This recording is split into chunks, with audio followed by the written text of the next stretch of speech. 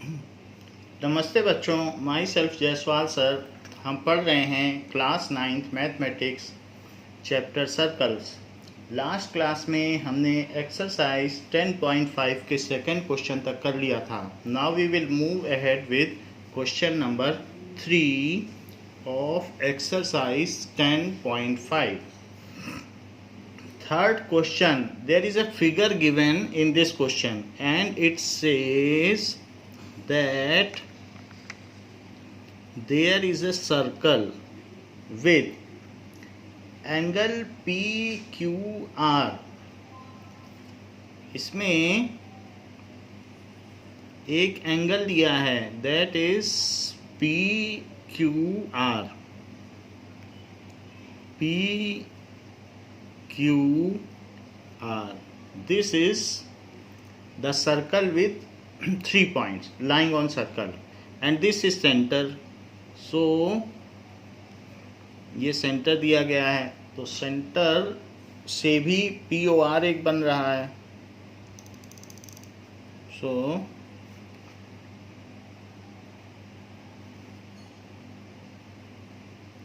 this is center.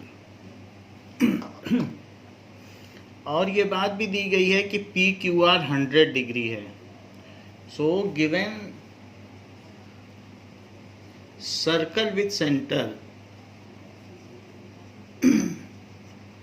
circle with center O and angle PQR, it is equals to 100 degree. To find angle OPR. Now solution. We know that अगर ये 100 degree है तो इसी side का जो angle होगा, अगर ये 100 है तो ये वाला एंगल, ये एंगल. सो ये 100 है तो उसका ट्वाइस होगा, क्योंकि ये जो आर्क है ये सेंटर पर जो एंगल बनाएगी और जो remaining segment of the circle पर बनाएगी, तो उन दोनों में एक रिलेशन होता है बाय थ्योरम 10.8 की जो आर्क है, दिस इज द आर्क. तो ये remaining part of the circle और सेंटर पर जो बनाएगी, ये सेंटर पर एक रिफ्लेक्स एंगल बना रही है जो कि 180 से ऊपर है.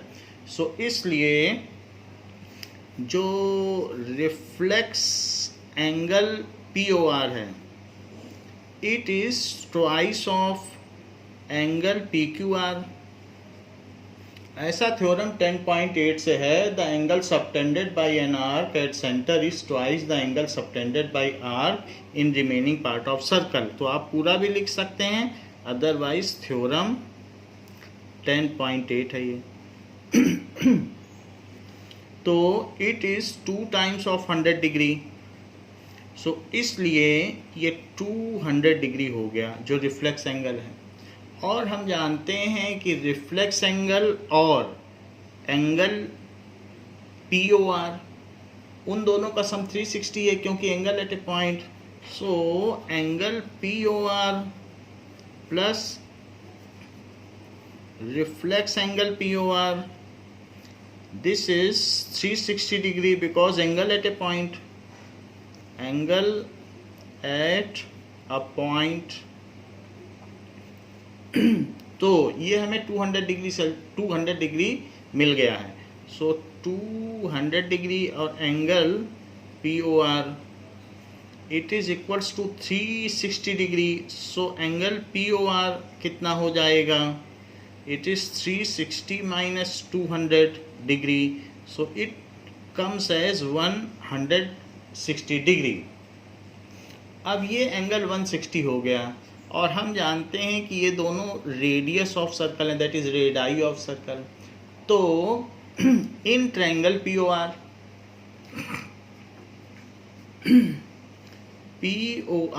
Angle OPR is equals to angle ORP. Why it is so?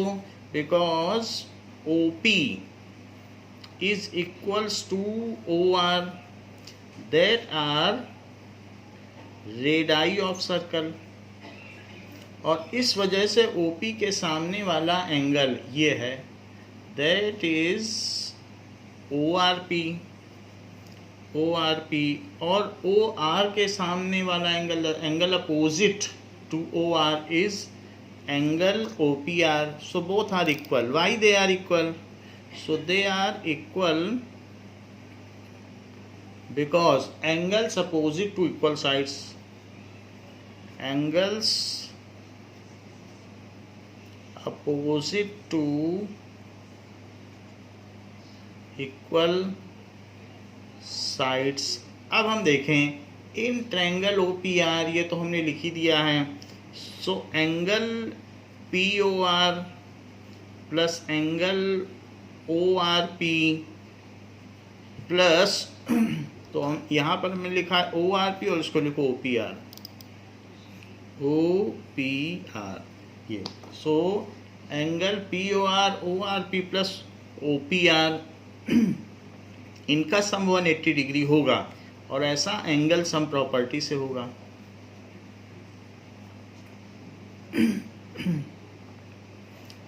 तो OPR हमें चाहिए और ये दोनों इक्वल यहाँ लिखा हुआ है.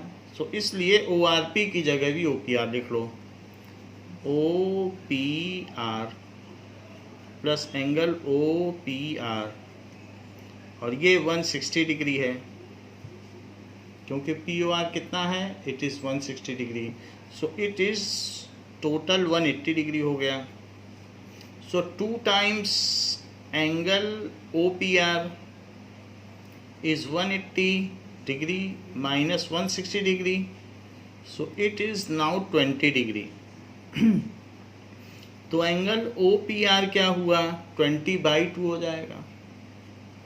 So it comes as 10 degree. यही आंसर है कि angle OPR is equals to 10 degree. Next is fourth question. In this, a circle is given with some angles. तो इसमें एक BC कॉर्ड है, और BC कॉर्ड में ये बात दी गई है कि जो BAC एक एंगल बन रहा है सेम सेगमेंट पर. सो BAC एक एंगल बन रहा है सेम सेगमेंट पर, और साथ में BDC भी बन रहा है एंगल इन सेम सेगमेंट पर. नाउ तो पहले तो BAC बना लेते हैं ये, और फिर एक BDC. BC is chord and BAC and BDC. Angle कौन कौन सा दिया गया है, एंगल दिया गया है कि ABC is 60 degree, this angle is 69 degree, 69 degree. जबकि ACB दिया है 31 डिग्री, ऐसा दिया. अब देखो, और आपसे पूछा जा रहा है BDC बताओ. सो ये बताना आसान होगा क्योंकि जो हम A निकाल लेंगे एंगल सम प्रॉपर्टी से वही D होगा, because angle in the same segment.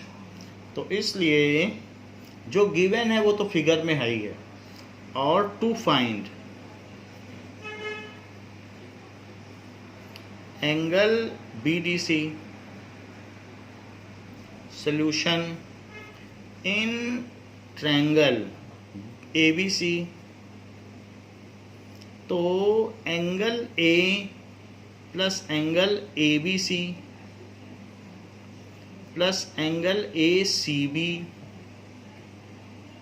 ये 180 डिग्री होगा, और ऐसा एंगल सम प्रॉपर्टी से होगा. A हमको नहीं पता है, लेकिन ABC पता है 69 degree, and we also know that ACB is 31 degree, it is 180 degree. So इन दोनों को ऐड कर दो, it comes as 100 degree. So it is 100 degree is equals to 180 degree and angle A plus 100 degree. What is angle A? Angle A is 180 degree minus 100 degree So it comes as 80 degree. But angle A is equals to angle D.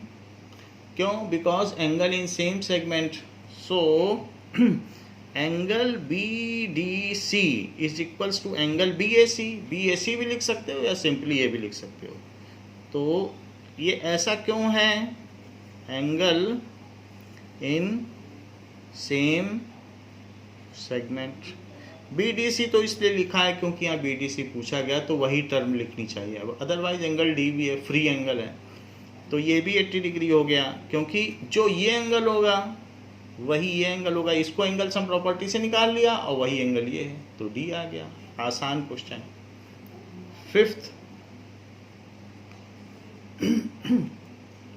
Fifth question में भी इसी तरीके से angles पूछे गए हैं और इसमें एक सर्कल दिया गया है. इस सर्कल में ये कहा गया है कि BC एक कॉर्ड है और BAC उसका एक एंगल है और BDC भी एक उसमें एंगल है. D भी सर्कल पर ही पॉइंट है, तो BDC भी एंगल हो गया. So A and D are also the point on circle. It has been given that the intersection point is E and this angle is 130 degree. This is 130 degree and it also has been given that this angle is 20 degree. Now you have to find BAC. इतना होने पर आपको BAC चाहिए. To find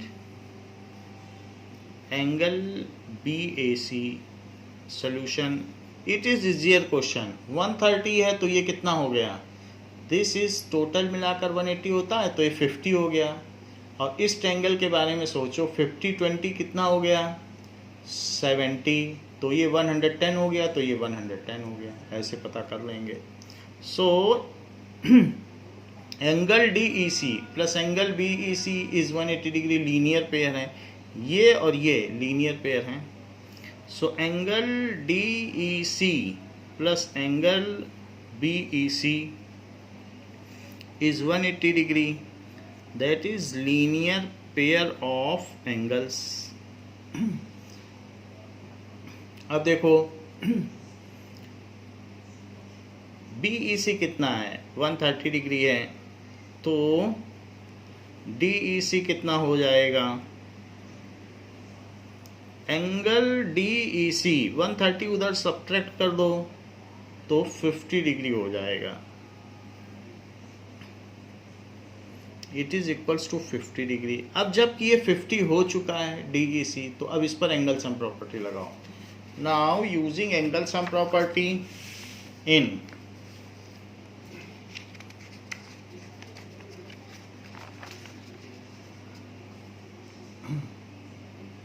ये देखिए,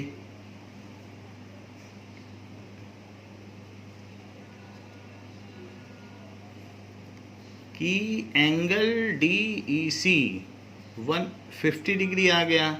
सो in triangle DEC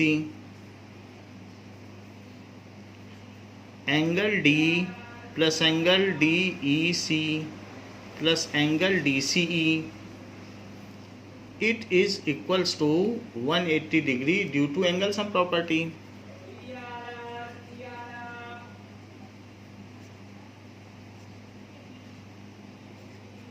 Now angle D हमें पता करना है. D का तो पता नहीं है, D पता करना है. सो एंगल DEC क्या है? 50 डिग्री अभी अभी ऊपर आया है और DCE गिवन है, वो 20 डिग्री है, तो it is 180 degree.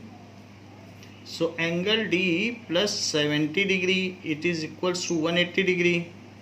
So angle D is 180 degree minus 70 degree, that comes as 110 degree. तो जो D है वही BAC है, यानी जो BDC है वही BAC है. So angle BAC is equals to angle BAC is equals to angle D ऐसा क्यों? क्योंकि angle in same segment.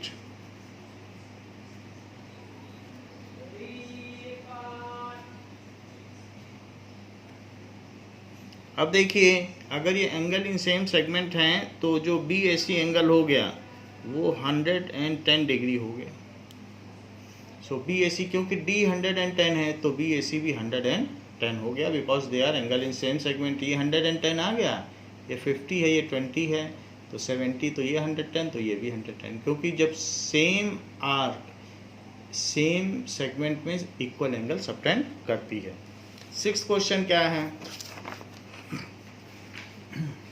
6th question says that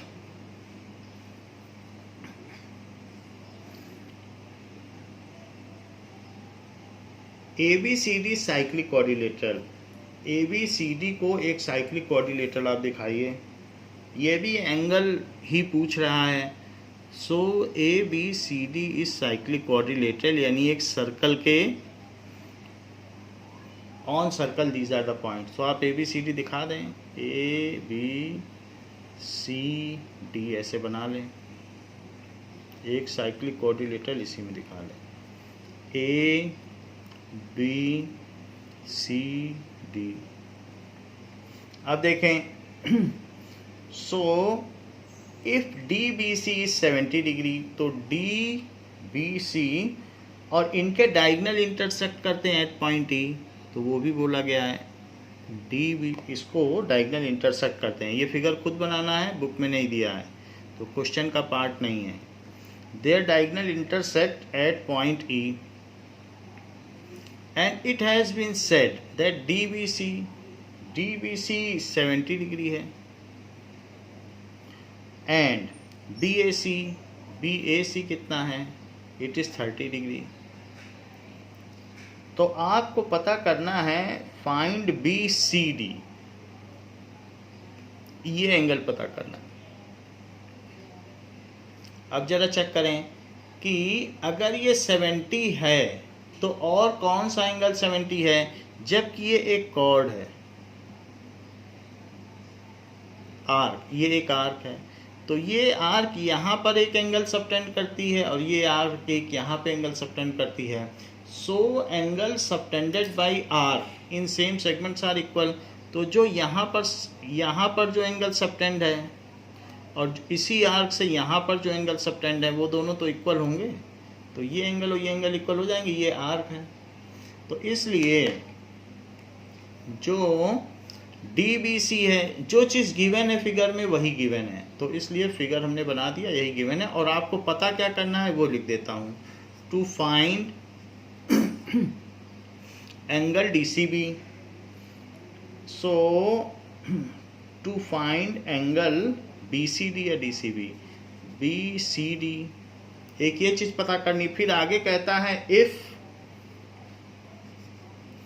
AB is equals to BC, यदि AB और BC इक्वल हो जाएं तो find ECD, then find angle ECD। तो दो क्वेश्चन पूछे गए। सबसे पहले हम BCD के बारे में पता करते हैं। नाउ DBC और DAC is equals to angle DBC। ऐसा क्यों? That is angle in the same segment of circle. So angles in same segment of circle, so same segment of circle पर है इसलिए इक्वल होंगे। सो DAC कितना हो जाएगा? DAC भी 70 डिग्री हो जाएगा क्योंकि DBC 70 है। अब DAC 70 है और BAC 30 है, तो टोटल एंगल कितना हो गया? Angle A is equals to angle DAC और plus angle BAC। So it is 70 degree आ गया और ये 30 डिग्री है। सो एंगल ए 100 डिग्री हो गया। और साइक्लिक कोऑर्डिनेटर के लिए अपोजिट एंगल का सम 180 होता है क्योंकि वे सप्लीमेंट्री होते हैं, तो इसलिए एंगल A प्लस C 180 हुआ। एंगल A प्लस सी भी लिख सकते हो या बी सी डी लिखो, क्योंकि बी सी डी करके पूछा गया है। Plus angle B C D is 180 degree opposite angles of cyclic quadrilateral, that is opposite angles of cyclic quadrilateral ये है। तो A तो 100 है और B C D, so angle BCD is 180 minus 100 degree, it is equals to 80 degree। ये 80 degree हो गया। तो अभी हम लोगों ने पहला पार्ट पता कर लिया, ये 100 था तो ये 80 हो गया, क्योंकि मिल के इनको 180 होना है, तो ये 100 डिग्री तो ये 80 डिग्री।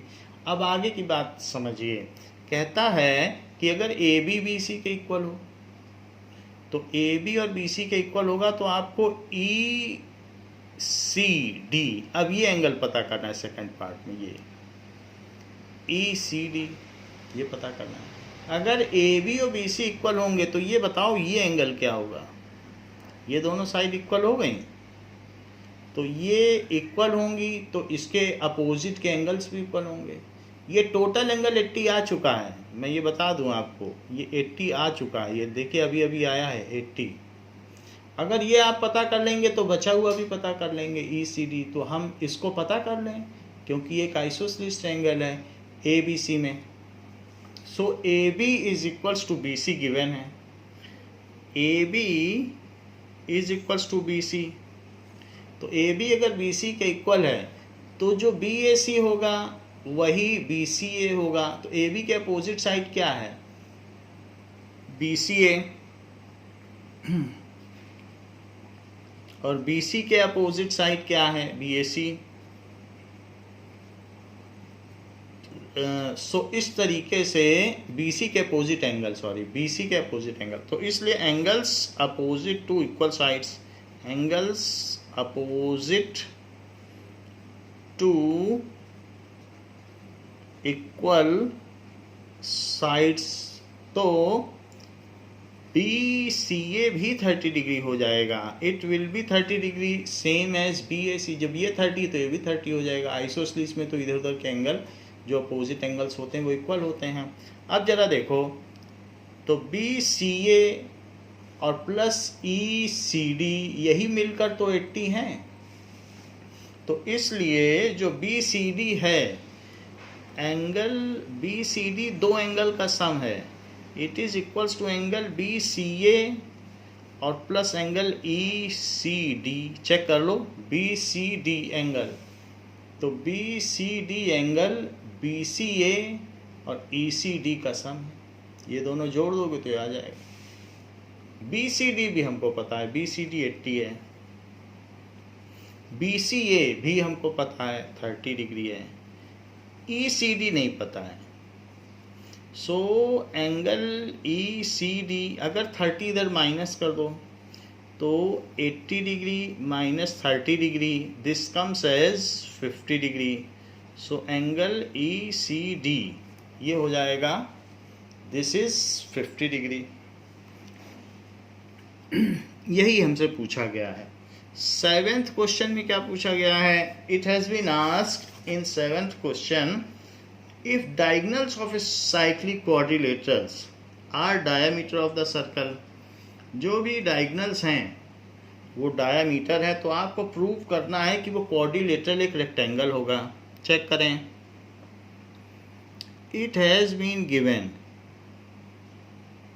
कि जो डायगनल्स हैं तो वो डायगनल सेंटर से पास होते हैं, वो डायामीटर है, ये सेंटर है सर्कल का। तो आपको ये प्रूव करना है कि अगर मैं इनको इस क्वाड्रिलेटरल को मिला दूं तो ये क्वाड्रिलेटरल एक रेक्टेंगल होगा। साइक्लिक तो है ही, रेक्टेंगल भी हो जाएगा। सो ए बी सी डी और ये सेंटर ओ है, तो it has been given diagonals of cyclic quadrilaterals, diagonal यानी A C and B D are diagonals, diagonals are diameter. So diagonals of cyclic quadrilateral are diameters. To prove ABCD is rectangle. Now इसका proof देखें.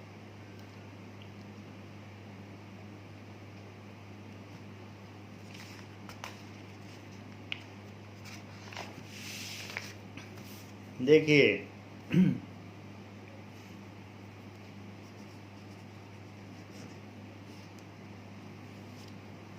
तो इसमें angle A B C क्या होगा? Angle A B C is 90 degree. क्यों होगा? क्योंकि एक सेमी सर्कल है, डायमीटर है, तो डायमीटर से एक तरफ जो एंगल बनेगा, क्योंकि सेमी सर्कल है तो सेमी सर्कल बाकी बचे हुए पार्ट पे 90 डिग्री सबटेंड करता है. तो angle in a semi circle, semi circle. अब चेक करें. और बी ए डी क्या होगा? बी ए डी भी 90 होगा. क्यों होगा 90? क्योंकि बी डी इज डायमीटर. तो ये इसलिए होगा क्योंकि बी डी डायमीटर है and this is angle in semi circle. As यहाँ पर जब इसकी बात की थी तो ए सी डायमीटर था, तो ए सी इज डायमीटर. और जब हमने इस एंगल की बात की तो B D is diameter and angle in semi circle, in semi circle.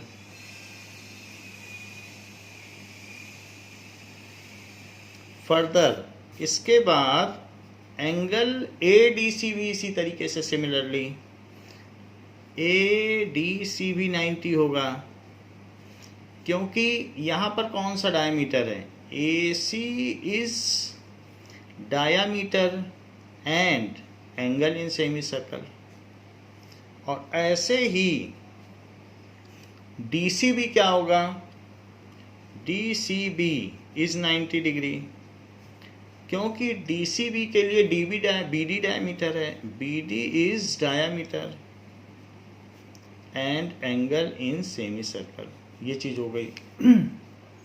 तो as all the angles are 90 degree so A B C D is rectangle. जिसके सभी एंगल 90 डिग्री होंगे वो रेक्टेंगल होगा. सब्जेक्टेड अगर इसकी साइड्स भी इक्वल हो जाएंगी तो ऐसे केस में फिर ये स्क्वायर भी हो सकता है. यानी ये एंगल अगर 90 हो जाए तो वो कोई ज़रूरी केस नहीं है, क्योंकि ऐसे कई सर्कल्स होंगे जिसमें रेक्टेंगल में ऐसा भी हो सकता है कि इस तरीके से कि 90 ना हो. जैसे ये देखिए,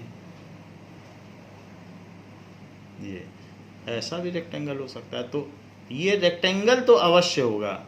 स्क्वायर होगा या नहीं, अब जैसे ये 20 डिग्री बन रहा है तो 90 होगा तब जाके स्क्वायर भी हो जाए. तो हर केस में तो नहीं, लेकिन ये है कि रेक्टेंगल जरूर होगा, इसके सारे एंगल 90 होंगे. So A B C D is rectangle. यही हमें प्रूव करना था. Hence proved. 8th क्वेश्चन देखें. 8th क्वेश्चन क्या कहता है?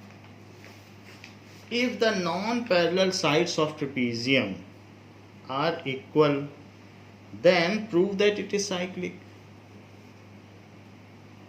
If non-parallel sides of trapezium, कहने का मतलब है कि एक ट्रेपीजियम ऐसा है जिसकी नॉन पैरेलल साइड्स ये हैं. और ये इक्वल हैं।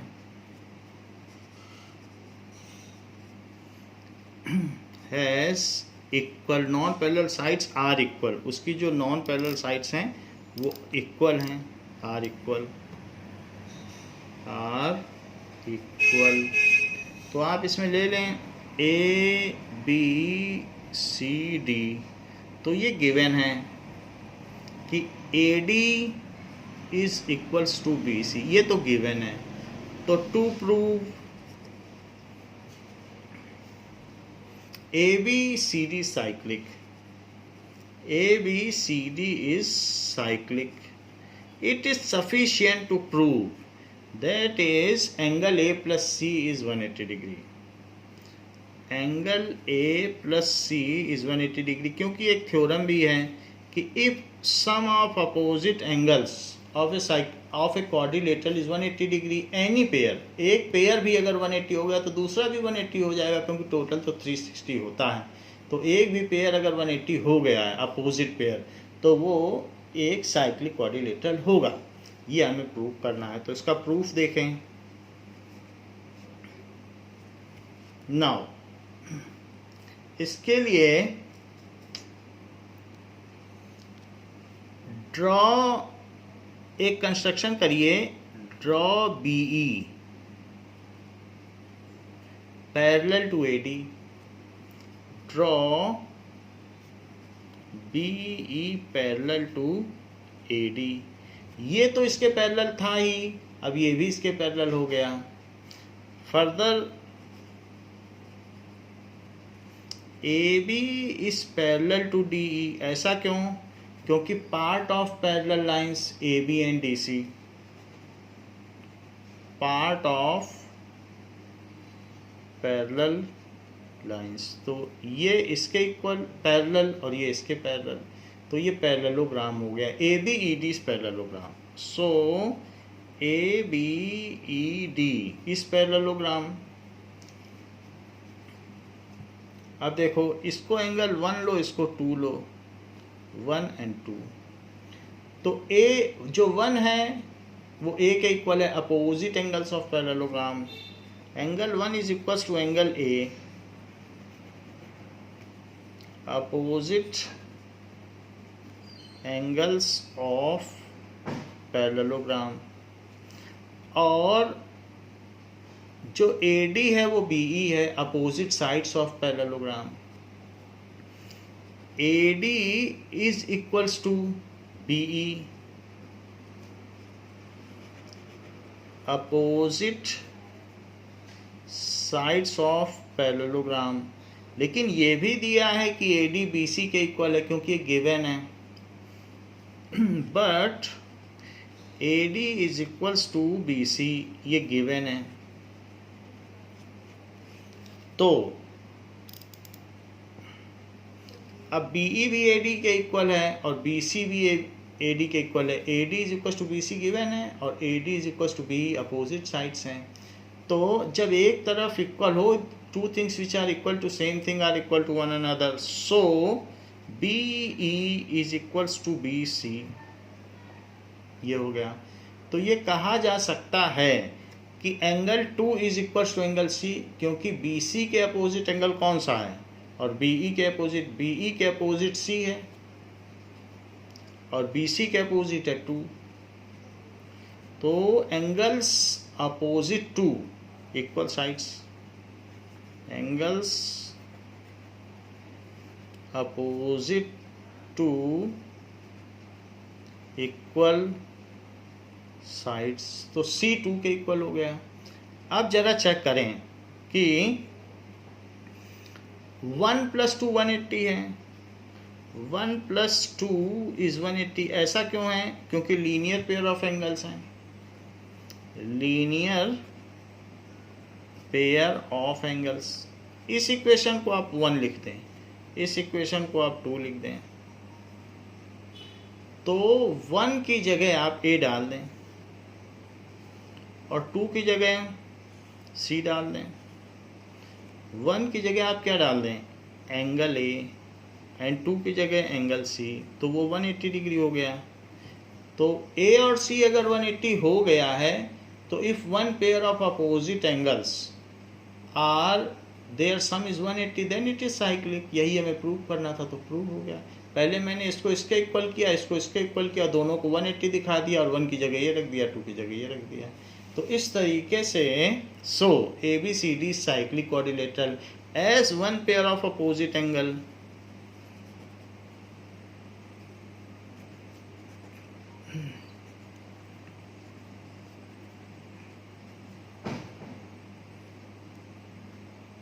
are equal.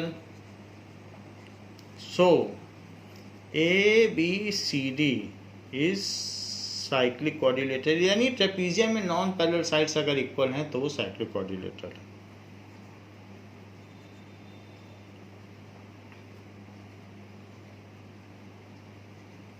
अब देखिए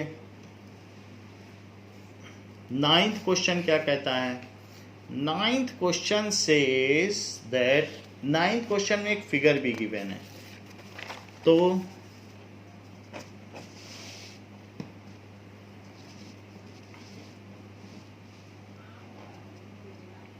नाइन्थ क्वेश्चन का फिगर क्या है कि 2 सर्कल्स इंटरसेक्ट एट 2 पॉइंट्स, ऐसा है।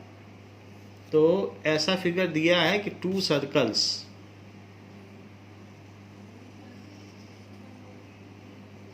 एक सर्कल और दूसरा circle they intersect at 2 points, ये है। और फिर इसके बाद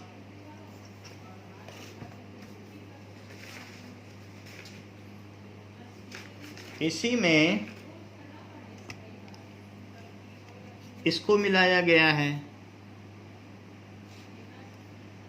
यहाँ से, और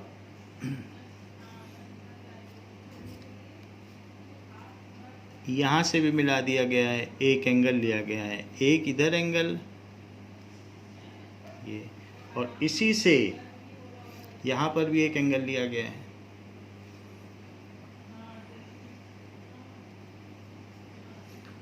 इसके अलावा यहाँ से एक अदर लाइन आई है, इसी पॉइंट से 2 लाइन क्रॉस कर रही, इंटरसेक्ट कर रही हैं। तो ज़रा देखें, ये भी एक लाइन है और ये भी एक लाइन है, और यहाँ से भी एक एंगल बनाया गया है।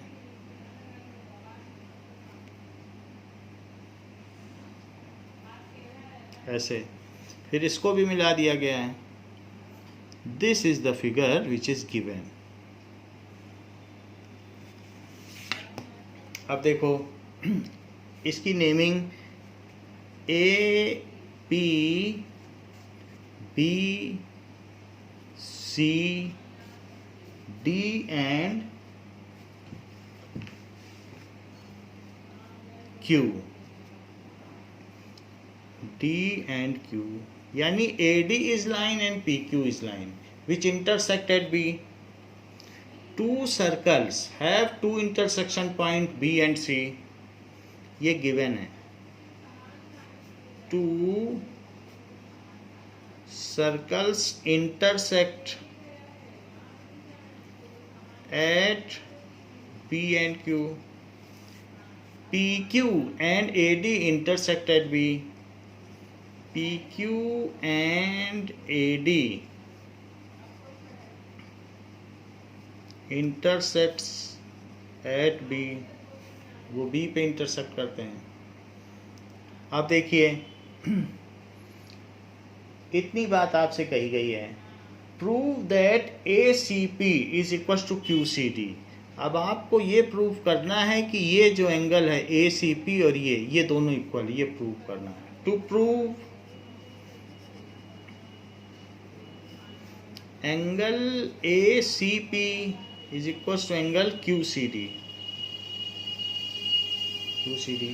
Now अब चेक करो कि क्या ये दोनों वर्टिकली अपोजिट एंगल हैं। अगर 2 लाइंस आपस में एक दूसरे को क्रॉस करती हैं, इंटरसेक्ट करती हैं, तो वर्टिकली अपोजिट हो गया।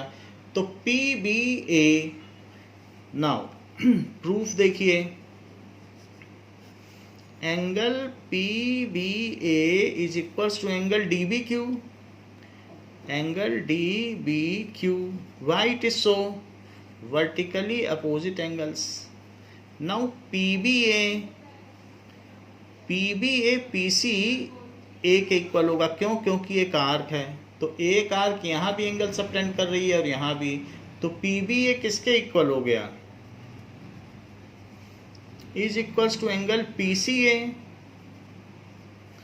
That is angles in same segment. एक आर्क है तो ये भी एंगल बना रही है और ये भी एंगल बना रही. That is angles in same segment of circle. ऐसे ही यहाँ भी एक आर्क है जो DQ आर्क है, तो DQ आर्क भी एक एंगल यहाँ बना रही है और एक एंगल DCQ. सो इसलिए DBQ, angle DBQ is equals to angle DCQ. That is angles in same segment. This is second equation, this is third equation. ये एंगल इसके इक्वल है लेकिन ये इसके इक्वल है और ये इसके इक्वल है. तो अब यहाँ पर PBA की जगह आप ये रख दो और DBQ की जगह ये रख दो. सेकंड और थर्ड से आपका प्रूफ हो गया. तो इसलिए putting values from second and third equation two one equation क्या है? PBA is DBQ. तो PBA की जगह PCA रख देना. PCA ना रखना तो ACP रख देना, एक ही बात है. सो ACP और DBQ की जगह DCQ रखो या QCD, एक ही बात है. QCD. तो हमने दोनों वैल्यू प्रूव कर दी. जो DBQ है उसकी जगह QCD रख दिया और जो PBA था उसकी जगह ACP रख दिया. तो वो वैल्यू रख दी और यही हमें प्रूव करना था. Hence proof. देख लीजिए, जो 1 है वो 2 के इक्वल है और जो 1 है वो 3 के इक्वल और 2 है वो 4 के इक्वल. तो ये दोनों इक्वल, ये इसके इक्वल, ये इसके इक्वल, हर चीज़ हर एक के इक्वल है. तो ये इसके इक्वल, ये इसके इक्वल, लेकिन ये आपस में इक्वल. तो 3 और 4 क्यों नहीं इक्वल होंगे? ये 30 तो ये भी 30, ये 30 तो ये भी 30, 30 इक्वल. अब देखो, if circles are drawn taking 2 sides of a triangle as diameter. यदि मान लीजिए हम ऐसा सर्कल ड्रॉ करें, circles are drawn taking 2 sides of triangle as diameter. तो लेट अस सी इट.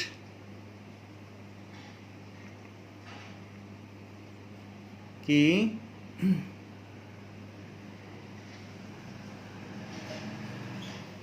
ऐसे एक डायमीटर लो,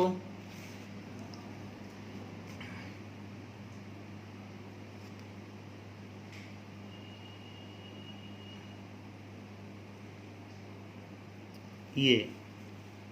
सो इस डायामीटर को लेके, पहले डायामीटर लो. वैसे हमने पहले सर्कल बना लिया है लेकिन पहले डायामीटर लेके एक सर्कल बनाना था. और दूसरे साइड को लेकर, ट्रायंगल का जो दूसरा साइड है उसको लेकर फिर हमें दूसरा सर्कल बनाना था. तो ये देखो, तो पहले हमें ट्रायंगल बनाना चाहिए, बट लेकिन हमने अपनी सुविधा के लिए, फिगर को ठीक रखने के लिए पहले हमने सर्कल बना लिया. तो एक ट्रायंगल लो. गिवन है ट्रायंगल ABC. सबसे पहले एक ट्रायंगल दिया है.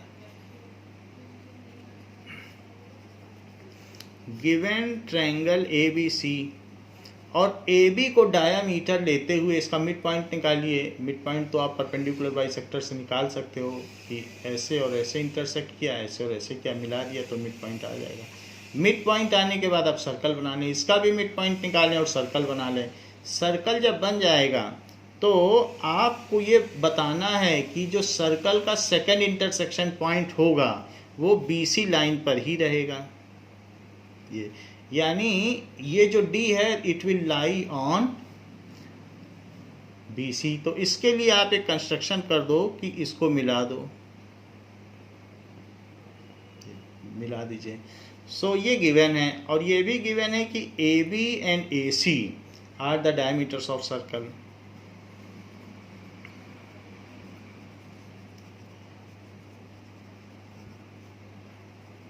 Of circle. तो जो सेकेंड इंटरसेक्शन पॉइंट होगा डी, तो D will lie on B C.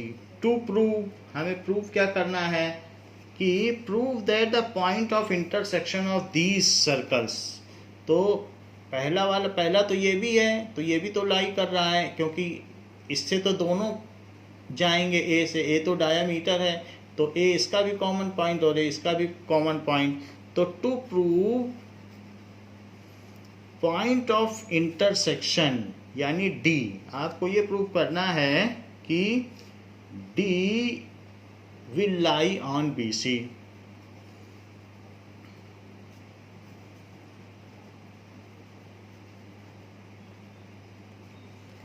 Lie, तो वो कहाँ होगा? On third side. Third side तो बी सी ही है।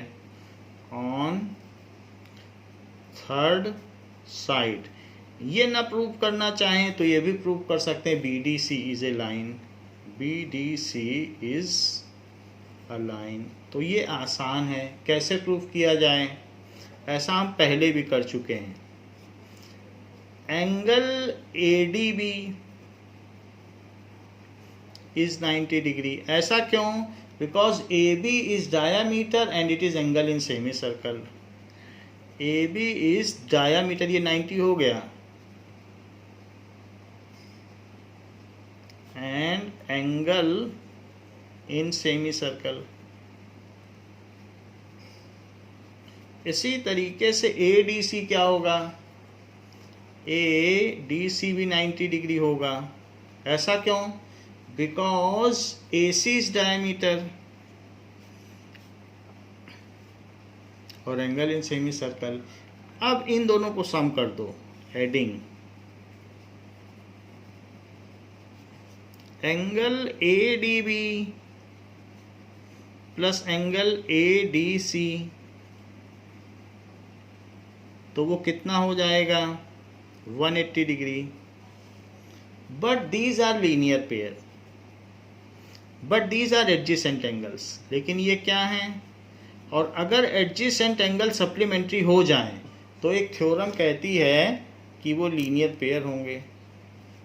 सो बट दीज आर, क्योंकि ये दोनों एडजेसेंट एंगल्स हैं और एडजेसेंट एंगल यूनिटी हो गए तब तो लाइन हो ही जाएगी। But these are adjacent angles.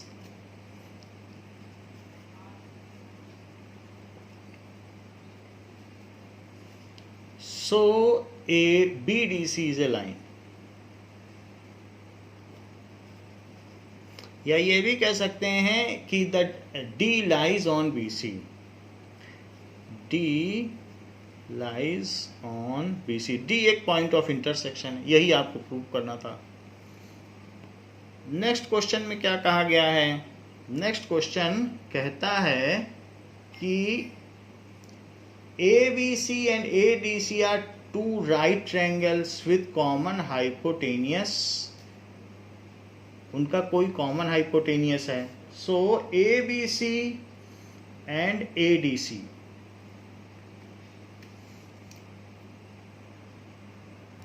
now it is saying that ABC and ADC are two triangles with common hypotenuse। तो ऐसा कहा गया है। इसके लिए मैं एक फिगर बना देता हूँ। फिगर तो नहीं दिया है पर मैं बनाता हूँ। दैट इज़, ये कॉमन हाइपोटेनियस है AC, एंड इसमें टू राइट ट्रायंगल्स हैं। एक तो ABC, ये राइट ट्रायंगल है, और दूसरा ADC। तो अपोजिट एंगल का सम तो वैसे ही 180 डिग्री हो गया, तो इसलिए ये साइक्लिक क्वाड्रिलेटरल हुआ। तो इस वजह से मैंने एक सर्कल बना दिया। ये चारों पॉइंट सर्कल पर ही होंगे। तो गिवन क्या है? गिवन है कि एंगल ABC या triangle ABC and triangle ADC has common hypotenuse,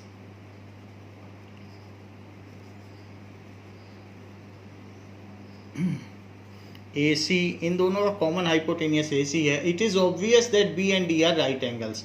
now you have to prove, अब आपको प्रूव क्या करना है, you have to prove that angle CAD is equals to angle CBD।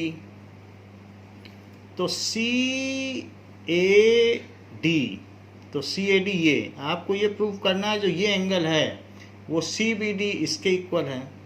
It is easier to prove, क्योंकि CAD ये अगर एक arc है तो इस आर्क से यहाँ पर जो एंगल सबटेंड हो रहा है और यहाँ पर जो एंगल सबटेंड हो रहा है वो दोनों इक्वल होंगे। सो एंगल सबटेंडेड इन सेम सेगमेंट। सबसे पहले मैं ये प्रूव कर दूं कि ये एक साइक्लिक क्वाड्रिलेटरल है, फिर उसके बाद ये प्रूव करना आसान हो जाएगा कि जो CAD है वही CBD है। सो प्रूफ देखिए कि एंगल B प्लस D, तो ये क्वाड्रिलेटरल हो गया। ABCD एक क्वाड्रिलेटरल बना रहे हैं क्योंकि अपोजिट साइड में दो राइट ट्रायंगल हैं। So ABCD is quadrilateral with angle B plus angle D is equals to, तो इस क्वाड्रिलेटरल में क्या खास बात है कि angle B plus angle D is equals to ये भी 90 और प्लस ये भी 90 is equals to 180 degree. So ABCD cyclic quadrilateral. So ABCD is cyclic quadrilateral. अगर ये साइक्लिक क्वाड्रिलेटरल है so circle can be drawn through all 4 points. So circle हमने draw कर लिया है। So circle can be drawn passing through these 4 points, passing through these points।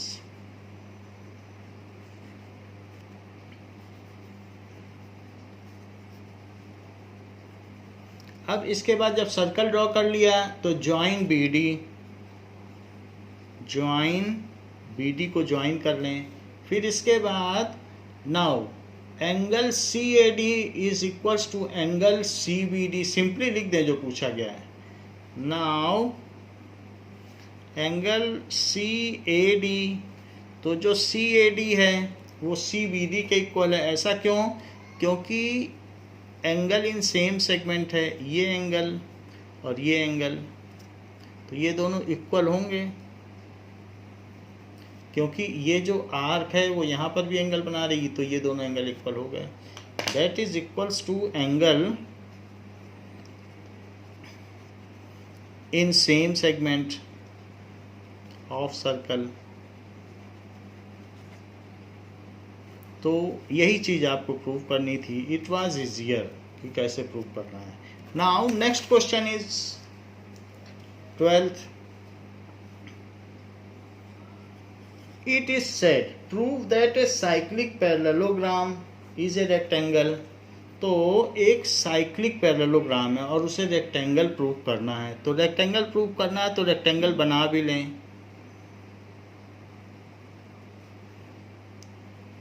जो चीज़ prove करना होता है वो चीज़ होती है। तो हम पैरेललोग्राम ना बनाएं, रेक्टेंगल बनाएं। और ये बात कही गई है कि ABCD is cyclic parallelogram. Given ABCD is cyclic parallelogram. To prove क्या करना है कि ABCD इज रेक्टेंगल। अगर पैरेललोग्राम विद वन एंगल 90 अगर हम प्रूफ कर दें तो वो रेक्टेंगल हो जाता है। Now proof, we know that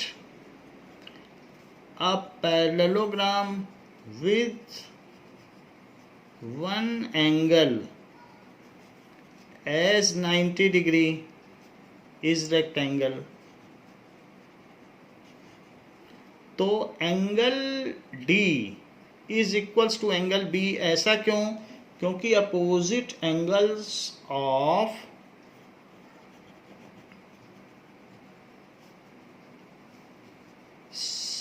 parallelogram. But हम ये भी जानते हैं कि angle D plus angle B is 180 degree इनका सम, क्योंकि that is opposite angles of cyclic quadrilateral, क्योंकि साइक्लिक पैरेललोग्राम है. So opposite angles of cyclic quadrilateral. तो हम D और B में दोनों जगह D ही पुट कर दें, क्योंकि B और D इक्वल हैं. So it is 180 degree. So 2 times of angle D is 180 degree. So angle D is equals to 90 degree.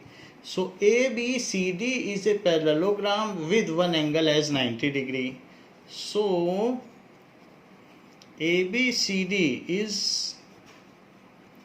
a parallelogram with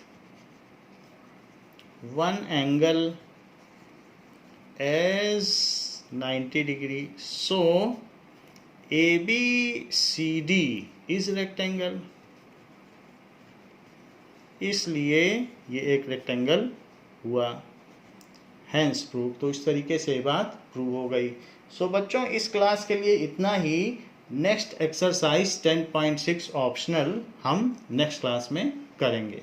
thank you बच्चों.